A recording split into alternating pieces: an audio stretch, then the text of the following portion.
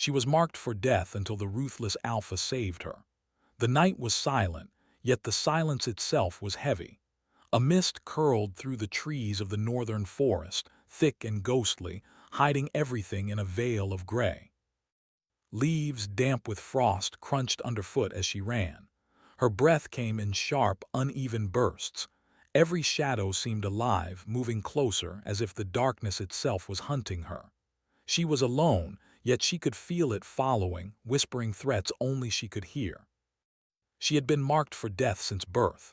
No one knew why, and perhaps no one could stop it.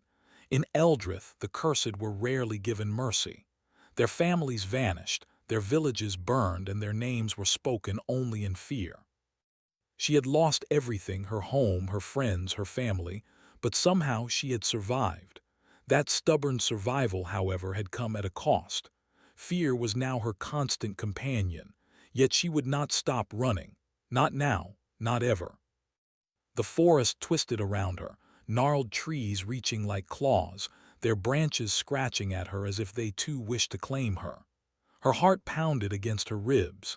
She dared not look back. She knew they would come, the hunters who sought to end her life, sent by a kingdom that saw her mark as a curse, a reason to strike before the darkness could spread. But then she heard something else, a presence in the shadows, not hostile, yet impossible to ignore. It was powerful, commanding, and it made her pause, frozen with a mixture of awe and fear. He stepped from the darkness with a fluid motion that seemed to belong more to the night itself than to any man. Tall, broad, and imposing, his presence made the wind still around him. His eyes, sharp and piercing, scanned her in a way that made her feel exposed, as if he could see not just her body but her very soul. "You shouldn't be here," the man said, his voice low, almost a growl yet controlled. Every word carried weight, authority, and a quiet threat. She swallowed, trying to gather her courage. I have nowhere else to go. They are after me." Her voice shook, but she forced it out. It was true. They would not stop until she was dead. He studied her silently for a long moment. She could see the shadow of a frown cross his face, the subtle tightening of his jaw. He was known as Kale, the Alpha of the northern lands, a man feared for his ruthlessness, for the sharpness of his sword, for the control he held over his kingdom. Many whispered that his heart was as cold as the winter winds that swept through the northern forests, and yet there was something else in him tonight, something that made her heart thrum even faster than fear. "You are marked," he said finally, almost to himself. "And yet you survive." His gaze softened ever so slightly, and for the first time she saw not just power but something broken behind the strength. She dared to glance up at him. Why are you here? To kill me?" Kale's lips pressed into a thin line, and then he shook his head. "No, but you will not survive the night alone. Come with me." He reached out his hand, firm and unyielding. She hesitated, the instinct to run rising in her chest, yet she could feel the night pressing down, suffocating her. And in that moment she knew she had no choice. She let him take her hand, and the forest seemed to shiver, the shadows bending slightly to the presence of his power. As they moved through the trees, she noticed the subtle control he had over the world around him. Leaves lifted slightly to clear a path, the wind shifted to protect them from unseen threats, and even the distant sound of the hunters seemed muted, as if he was part of the forest itself. She had never seen anyone move with such confidence, such authority. It frightened her, yet it also made her heart ache with a strange longing she could not name. "You are strong," he said quietly, "stronger than most who bear the mark." Her shoulders stiffened and she looked away. "I'm just trying to survive." "Survival is a strength, though many see it as weakness," he replied. There was no judgment in his words, only an observation, as if he understood what it meant to be hunted, to be feared, to be alone. They reached the edge of the forest, where the first towers of his stronghold rose like jagged teeth against the pale moonlight. The castle was ancient, built of black stone, and it radiated authority and danger. Even in the cold glow of night, it seemed alive, watching, waiting. Kale paused at the gates, letting her catch her breath. He studied her again, and she could see the conflict in his expression. He was ruthless, yes, and yet there was hesitation. Perhaps it was the first time he had felt this in a long time, an instinct to protect rather than punish. "You are marked," he repeated, more firmly now, "but the curse does not own you, not yet." She wanted to ask him what he meant, but the sound of movement in the shadows made her freeze. The curse had followed her here. She could feel it, slithering along the edges of her mind, whispering, pressing, testing her resolve. Kale's hand tightened on hers, and she felt a strange warmth from his presence. The shadows recoiled slightly, as if even the darkness feared him. For the first time in her life, she felt the fragile possibility of safety. "Stay close," he warned. "And do not speak unless I allow it. The curse, it reacts to your fear." She nodded, unable to trust her voice. She sensed that the curse was more than superstition. It was alive, aware, and waiting for a moment of weakness to strike. Inside the stronghold, the walls were cold, but not lifeless. Candles flickered along the corridors, casting dancing shadows that seemed to whisper secrets from the past. Kale led her through winding hallways, each step deliberate, his senses alert to every sound, every shift in the air. Finally, they reached a small chamber, not grand but secure. Kale closed the door and let her breathe for a moment, watching her like a hawk guarding a fledgling. He did not speak, and the silence was thick, almost suffocating, yet not uncomfortable. "You will rest here tonight," he said finally. "I will not leave you alone, for the curse is strong and it will seek to harm you." She looked at him, fear and gratitude warring inside her. Why do you care?" He did not answer immediately. Instead, he looked away, out of a small window at the moonlit towers. For a moment she glimpsed a flicker of pain in his eyes, a memory of something lost, perhaps of someone he had failed to protect before. "I do not care," he said at last, the words flat but the tension in his body betraying him. "I simply cannot let it happen. Not again." The implication settled heavily in the room. He had seen the curse before. He had known its weight, its hunger, its cruelty. And yet here he was, standing between her and death itself. Hours passed in tense quiet. Every creak of the old castle, every shift of wind against the walls made her start. And every time, Kale was there, silent, watching, a constant presence that both reassured and unnerved her. As dawn approached, the first light creeping pale through the window, the curse stirred again, sensing the weakening of the night. Whispers brushed against her mind, closer, sharper, as if the shadows themselves were leaning in to claim her. Kale noticed the subtle change instantly. He stepped closer, a barrier between her and the unseen threat. His eyes, dark and fierce, scanned the room, every muscle ready to strike, yet his hands remained steady, protecting rather than harming. "You are stronger than you know," he said softly. "And if you survive this night, perhaps you will learn the truth about yourself and the curse that follows you." Her pulse raced. For the first time, survival felt like more than just running or hiding. It felt like the beginning of something larger, a path that might lead to answers, to freedom, or perhaps to a destiny she could not yet imagine. But before she could dwell on it, the shadows surged violently, spilling across the floor like living water. The curse had awakened fully, sensing her fear, her hope, her connection to Kale. Kale's eyes darkened, the calm he had carried moments ago twisting into something dangerous, protective, and utterly ruthless. The shadows lunged toward her, and in a single motion, he moved between her and the threat, his presence anchoring her to life, to reality, to hope. And in that heartbeat, she realized something impossible to deny. The man who had once been legend was now her only salvation. And the night, with all its darkness and terror, was far from over. The night after the first attack, the stronghold of Kale was quiet, but not peaceful. Shadows lingered in corners, curling along the walls as if testing their strength. She could feel them whispering, probing, daring her to falter. Every instinct screamed to flee, yet she did not. Kale did not leave her side. He was a constant presence, silent, watchful, and commanding. His eyes, dark and sharp, followed her every movement, seeing what she could not. He did not speak unless necessary, yet when he did, his words cut through the tension like steel. "You are not alone," he said as they walked through the grand corridors, the glow of torches casting their shadows long and intertwined. "The curse will try to claim you. It will test your strength and your fear, but I will not let it touch you while I can stand." She kept her gaze lowered, afraid of meeting his piercing eyes. "I don't understand. Why are you helping me? I'm cursed. Anyone else would leave me to die." Kale's hand paused briefly on the railing of the staircase, his jaw tightening. "Because it is my choice. I have seen what the curse does. I have lost too much already. I will not lose you as well."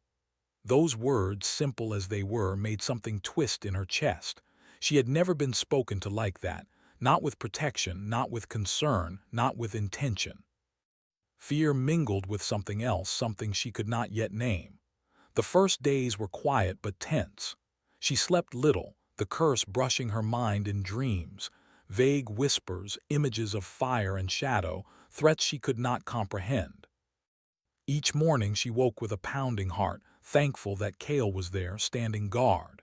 His presence was a tether to reality, a shield she did not fully understand, yet relied on desperately. Kale, too, was restless. His usual calm, unwavering demeanor faltered in the dark of night. He would pace, sword at his side, listening to things she could not hear. Sometimes he would stop suddenly, eyes narrowing as if reading the thoughts of unseen enemies. And then he would look at her, his expression unreadable, hiding layers of worry beneath the cold mask of authority. "You feel it, don't you?" he asked one evening, as they stood on a balcony overlooking the forest. The moonlight traced the edges of his sharp features, casting shadows that made him look more predator than man. She shivered, though the night was still. "Yes, I can feel it in my mind. It whispers. I don't know what it wants." "The curse feeds on fear, doubt, and pain," he explained, his voice low, almost distant. "It learns, adapts, and waits for the moment when you are weakest. You cannot fight it alone." She looked at him, uncertainty and fear tangled with curiosity. "Then why me? Why did it mark me?" Kale turned his gaze to the forest, jaw tight.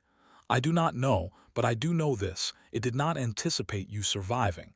That is why you are still here." His words carried more weight than any explanation could. Survival itself was a rebellion against fate, a defiance the curse had not expected. She felt both pride and terror in that truth. The curse had followed her, yes, but she had not yet fallen. Over the next days, Kale began to teach her how to sense the movements of shadows, how to strengthen her will, how to resist the whispering claws of the curse. He did not hold back, and she learned quickly, desperate to survive, desperate to prove herself. "You are stronger than most who bear this mark," he said one afternoon as they sparred in the training yard. Sunlight glinted on his sword, and his movements were precise, fluid, and lethal. "But strength alone is not enough. You must understand it, feel it, control it, or it will consume you." Her arms ached, her body protested, but she did not stop. There was something compelling about his presence, not just fear but trust, something fragile that had grown between them. She had been alone her entire life. Now, for the first time, someone offered her more than protection. He offered guidance, attention, and a bond she did not dare name. Kale, too, felt the pull. The Alpha had never been close to anyone in decades. Not to soldiers, not to nobles, not to anyone. Yet here was a girl, cursed and hunted, and somehow she reached a part of him long buried beneath fear, solitude, and duty. Her survival, her courage, her defiance stirred something he had thought dead, and yet he resisted it. He could not afford weakness, not when the curse was patient, relentless, and waiting for the perfect moment to strike. But the bond grew silently beneath the surface. A glance shared in the quiet corridors, a hand brushed during training, a moment of understanding in the middle of whispered warnings and shifting shadows. Neither spoke of it, yet both felt it. One evening, as the wind rattled the shutters and the moonlight cast silver over the towers, she woke from a dream, a vision of fire consuming her village, shadows reaching into her mind, whispering threats she could not comprehend. She shivered, heart racing, unable to wake fully from the terror. Kale appeared silently at her door as he often did, his presence both alarming and comforting. "You dreamed of it again," he said softly. "The curse tests you through fear. You must not give it power." I can't stop it," she whispered, shaking. "It's everywhere. I can't think." Kale stepped closer, kneeling beside her. "You are not alone. You will never be alone while I stand." Her pulse quickened. She wanted to look at him, to see the truth in his words, but fear held her still. And yet she felt the anchor of his presence, a tether to reality, a shield against the growing darkness. Days passed into nights, and each encounter with the curse became sharper, more direct. Shadows moved like living fingers along the walls of her chamber. Whispers became voices, echoing her name, tempting her to give in to fear. Kale remained vigilant. He would appear in the shadows at the slightest stir, a silent guardian. He began to share fragments of his past with her, stories of battles, losses, betrayals, and the burden of his power. She listened, enraptured, understanding that behind the mask of the ruthless alpha was a man shaped by pain, solitude, and impossible duty. "You see me as a monster," he said one evening, voice heavy with truth. "And perhaps I am in some ways, but even monsters can protect what they value." She looked at him, unsure how to respond. She had never known a protector, never known someone who cared enough to stand between her and death itself. Fear, awe, and something unspoken tugged at her heart. The bond between them strengthened, not through words alone, but through shared experience, through the quiet understanding of survival against impossible odds. She learned to trust him, not blindly, but carefully, aware that the world beyond the stronghold was cruel and the curse was patient. Kale, in turn, began to see her not as a cursed child, not as prey, but as someone remarkable, someone who carried strength he had not seen in decades, someone whose courage and determination challenged him, unsettled him, and drew him in ways he could not admit. Yet the curse was patient. It watched from the shadows, learning, adapting, waiting for the perfect moment to strike. Its whispers became sharper, more direct, and one night, it nearly drove her to collapse. Kale found her shivering in the moonlit hallway, her hands pressed to her temples, fighting to maintain control. He did not hesitate. He took her in his arms, steadying her, murmuring words she barely understood, but that anchored her to reality. "You are stronger than it knows," he whispered, "and you are not alone. I am here." For the first time, she did not feel fear alone. She felt something new, trust, safety, and a connection that frightened her as much as it comforted her. The Alpha who had once been a figure of dread was now her tether to life, to hope, and to something deeper she did not yet understand. But the curse had not given up. It lingered, just beyond perception, biding its time. It would not rest until it claimed what it had long marked. And as she drifted into uneasy sleep, Kale stood vigil, aware that their bond, fragile, dangerous, and unspoken, was their only chance against the darkness that waited for them both. The night air was thick with frost and shadow, pressing against the walls of Kale's northern stronghold. Even within the safety of its black stone towers, the girl could feel the curse's presence, coiling around the edges of her mind like a living thing. Every step she took made the whispers sharper, closer, as if the darkness were leaning in, daring her to falter. Kale walked beside her silently, a shadow among shadows, senses alert. His eyes scanned the corridors, catching even the faintest movement. He had grown even more vigilant in the days since the curse had begun testing her. He had taught her to fight the fear within herself, to stand against the whispers, to sense danger before it struck. Yet, despite her growing strength, he knew the curse had learned her patterns, her reactions, even her heartbeat. It was patient, relentless, and it would not wait forever. "You are ready," Kale said finally, his voice low, almost distant. "But readiness alone will not save you tonight. The curse tests everything, not just your strength, but your fear, your trust, your will." She swallowed, the weight of his words pressing on her chest. I think I am ready. I've learned what you taught me." Kale's lips pressed into a thin line. "Learning is different from surviving. You must do both, or the darkness will take you." They reached the high tower overlooking the northern forest. Moonlight spilled through the broken windows, casting silver patterns on the cold stone floor. Beyond the walls, the forest moved as if alive, shadows twisting, creeping closer. The curse was near, more present than ever before. Suddenly, a sound tore through the silence, a scream, distant but sharp, echoing across the trees. The girl froze. Her heart pounded so fiercely she feared it would betray her. Kale's hand shot out, gripping her arm, steadying her. "It begins," he said quietly. "Stay close, do not falter." They moved through the corridors, each step measured, each breath controlled. The castle seemed to hold its own breath in anticipation, ancient stones whispering warnings long forgotten. The curse had crossed the forest. It had followed her into the stronghold, and now it would confront them both. The shadows flared suddenly, erupting from the corners of the room like living smoke. Whispers became voices, cruel and sharp, echoing her deepest fears. Images flashed in her mind. Burning villages, shattered families, Kale lying lifeless on the stone floor. The curse fed on her terror, twisting reality, testing her will. Kale moved in front of her, body tense, eyes dark with focus. He did not strike immediately, waiting instead, sensing, reading the threat. His sword gleamed in the moonlight, but it was not just the blade that was deadly. It was the precision, the experience, the quiet knowledge that he had survived countless battles, and he would not fail now. The girl's legs shook, fear pressing her down, whispering that she should run, hide, give in. She wanted to fight it, to resist, but the darkness was overwhelming. And yet Kale's presence anchored her. She could feel his strength, steady and unwavering, a tether that held her to life, to hope, to survival. "Focus," he commanded, his voice cutting through the whispers. "Do not let it see your fear. Do you understand?" She nodded, forcing herself to steady her breath, to meet the shadows with defiance. I understand."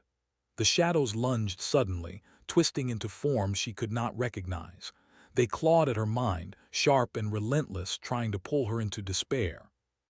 She cried out, but Kale's hand caught hers, guiding, grounding, reminding her she was not alone. "You are stronger than this," he said, voice low but firm. "Remember your training. Remember who you are. Remember me." Something in his words, in the certainty of his presence, gave her courage. She stood taller, breath deeper, and met the shadows with determination.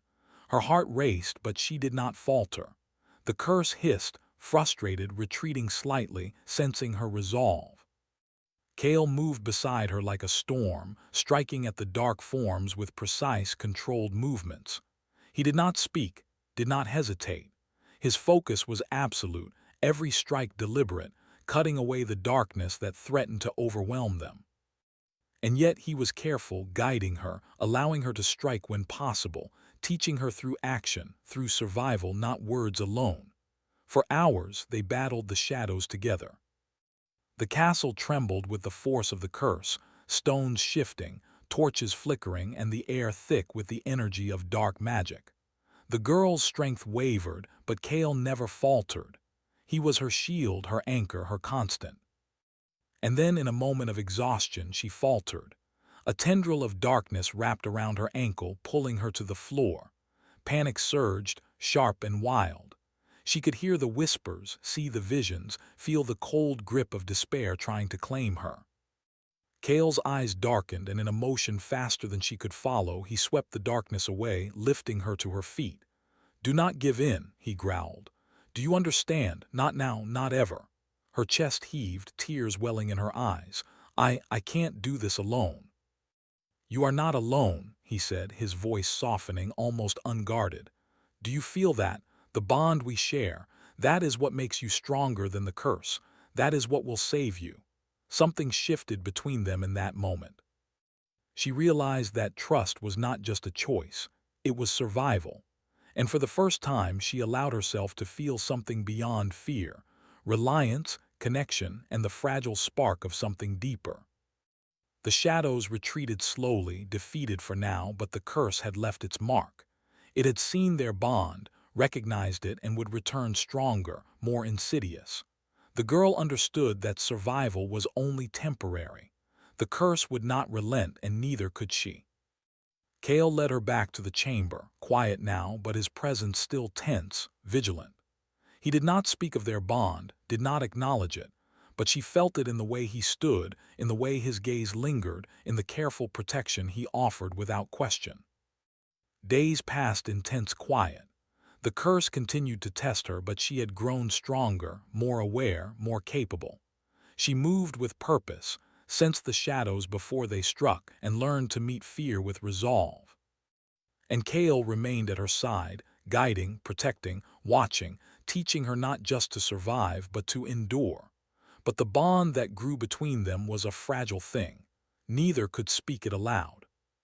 She could feel it in the small gestures, the shared moments of understanding, the protective presence that had become constant. And Kale felt it too, an unspoken connection that unsettled him, challenged him, and yet drew him closer than he had allowed himself in decades. Yet even as they grew stronger, the curse had learned, adapting to their bond, probing for weaknesses. It struck not just at the girl, but at Kale, testing his resolve, his control, his ruthlessness. For the first time, he faced a threat he could not defeat with strength alone, a challenge that required trust, patience, and something he had long denied himself: vulnerability. One evening, the girl found him staring out over the forest, moonlight tracing the sharp angles of his face. "Kale," she whispered, hesitant, "is it always like this?" He did not answer immediately. He clenched his jaw, shoulders tense, and finally said, "It will not end, not while the curse exists, but together we may endure it longer than anyone else could." She nodded, understanding the weight of his words. They were not safe. They were never safe. But together perhaps they could survive. And perhaps, she realized, she could fight not just for herself but for him as well. The following night the curse struck again, more precise, more violent, more relentless. Shadows twisted through the halls, forming grotesque shapes, hissing threats, pressing on their minds and hearts. The girl faltered under the pressure, visions of failure and despair clouding her thoughts.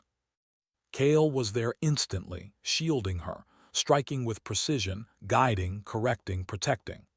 The battle raged through the night, leaving the castle trembling and the air thick with tension. When the first light of dawn crept through the windows, they stood together, exhausted, bruised, but alive. For the first time, the girl understood something vital. The curse was not just a threat to her body.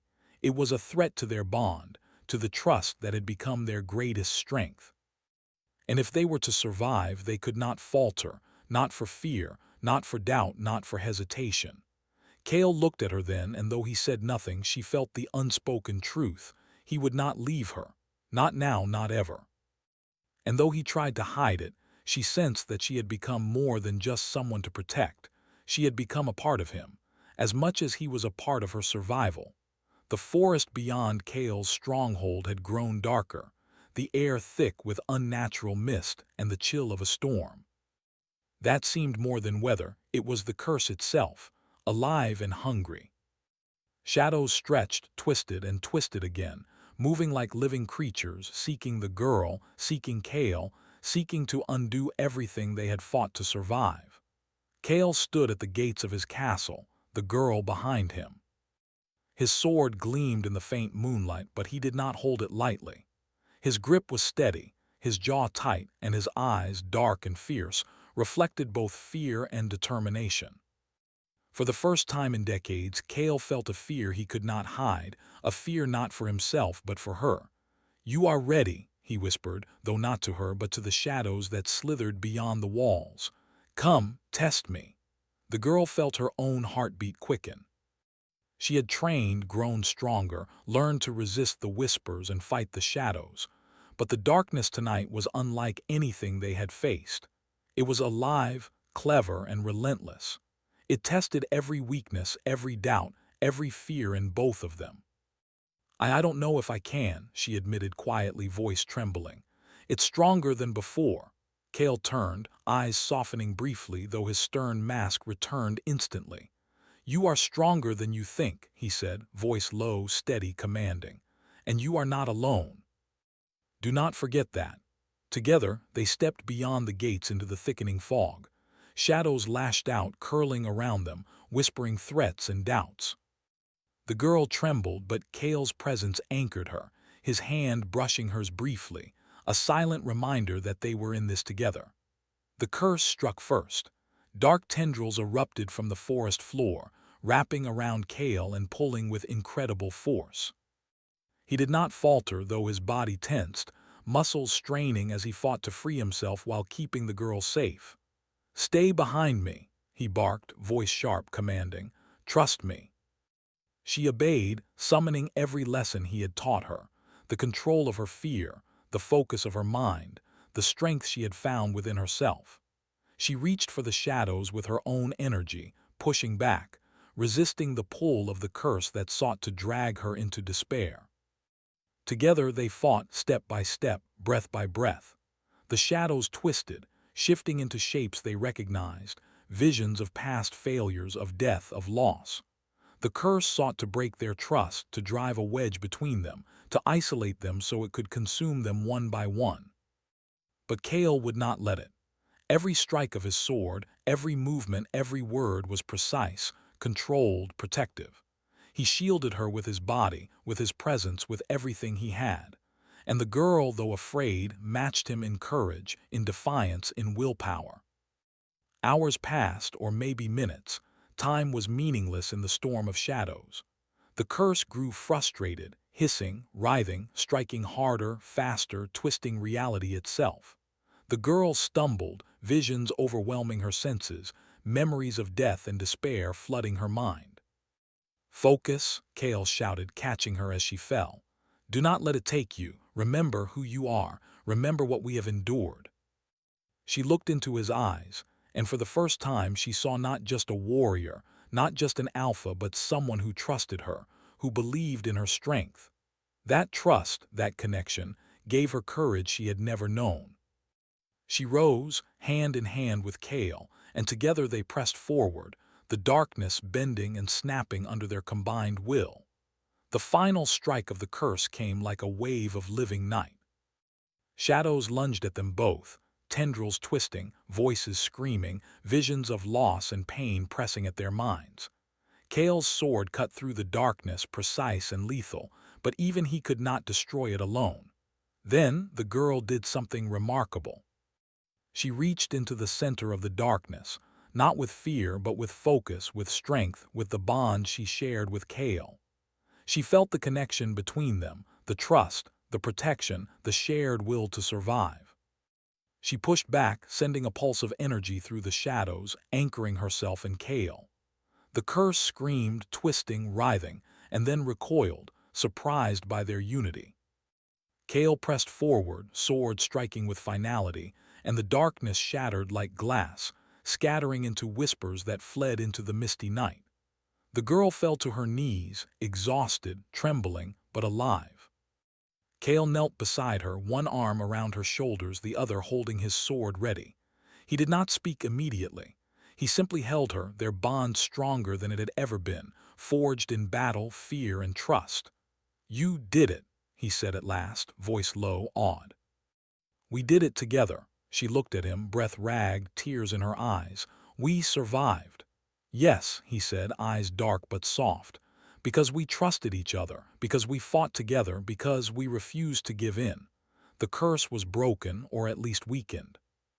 The shadows no longer moved with purpose, the whispers no longer tormented, and the storm of darkness had passed. The forest beyond the stronghold seemed lighter, the mist retreating slightly as dawn approached. Cale helped her to her feet, steadying her. The bond between them had changed. It was no longer fear and survival alone. It was trust, connection, and something deeper, something unspoken but undeniable. "You have grown strong," Kale said quietly, eyes searching hers. "Stronger than I imagined." "And you have changed me too," she smiled faintly, understanding more than his words expressed. "And you saved me." "No," he replied, voice low, certain. "You saved yourself. I only gave you the chance to do it." They walked back to the castle together, shadows still lingering at the edges, but no longer threatening. The night had tested them, pushed them to the edge, but they had endured. And in surviving, they had discovered something rare in their harsh world: hope, trust, and the possibility of love. The girl looked around the stronghold, seeing it not as a prison, not as a fortress of fear, but as a place where she had survived, learned, and grown. And beside her, Kale was no longer just a legend, a ruthless alpha feared by all. He was her protector, her companion, her bond, and perhaps, one day, something more. Days passed and the curse did not return. The shadows had receded, the whispers silenced, and the forest seemed to breathe again. Kale and the girl spent their time strengthening the stronghold, training together, and exploring the bond they had forged. There was no rush to name it, no need to force feelings too quickly. They had survived the darkness, and that alone was enough to forge trust deeper than words could describe. One evening, as the sun set, painting the towers in gold and silver, the girl stood at the balcony with Kale beside her. She felt a calm she had never known. The wind was gentle, the forest quiet, and the curse that had haunted her life was gone for now. "You were always stronger than the curse," Kale said softly, eyes reflecting the dying light. "I only helped you see it." She smiled, feeling warmth spread through her chest. "And you helped me survive in more ways than one. I think I would not have made it without you." Kale's eyes softened, and for a moment the stern, ruthless alpha was gone, replaced by the man who had chosen to fight beside her, who had trusted her, and who had seen her strength when no one else did. "The night tried to break us," he said quietly. "But it only made us stronger, and perhaps it gave us a future worth fighting for." The girl looked at him, heart swelling with something she had never dared to feel before: hope. They had faced darkness, survived it, and emerged stronger together.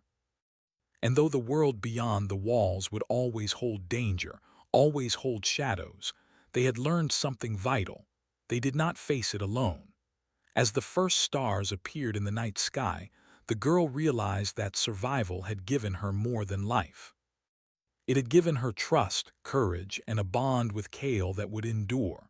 And as Kale stood beside her, watching the horizon, she understood something else: that darkness could never conquer the light of connection, of hope, of love.